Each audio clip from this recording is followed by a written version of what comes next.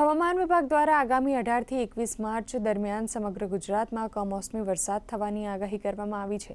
ત્યારે બનાસકાંઠા વહીવટીતંત્ર દ્વારા ખેડૂતો અને વેપારીઓને સાવચેતી રાખવા અને પાકને સુરક્ષિત કરવા માટે વિશેષ સૂચનાઓ આપવામાં આવી છે। જિલ્લાની તમામ માર્કેટ યાર્ડમાં વેચાણ માટે લાવવામાં આવેલી ખેત પેદાશોને ખુલ્લામાં ન રખાતા શેડ નીચે સુરક્ષિત રાખવાનું સૂચન કરાયું છે। ગઈકાલે મધ્યરાત્રિએ બનાસકાંઠાના વાવ અને થરાદ સહિતના પંથકમાં તેજ પવન અને ગાજવીજ સાથે છૂટોછવાયો વરસાદ નોંધાયો હતો। આગામી 2-3 દિવસ હજુ પણ વાતાવરણમાં પલટો રહેવાની શક્યતા જોવા મળી રહી છે।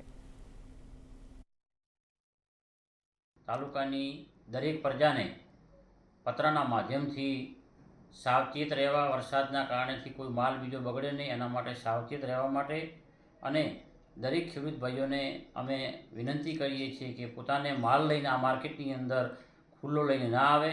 વેપારી ભાઈઓ પોતાનો માલ સલામત જગ્યાએ એટલે કે ઓક્શન શેડમાં મૂકે અને વધુમાં ખેડૂતોને એક મારી વિનંતી છે કે પોતાનો કાપણી કરેલો માલ ઘઉં છે, જીરું છે એને પોતાનો માલ ઢાંકીને રાખે અને જે લોકોએ કાપણી ન કરી હોય ઘઉંની એ 4 દિવસ પછી કાપણી કરે એવી હું વિનંતી કરું છું।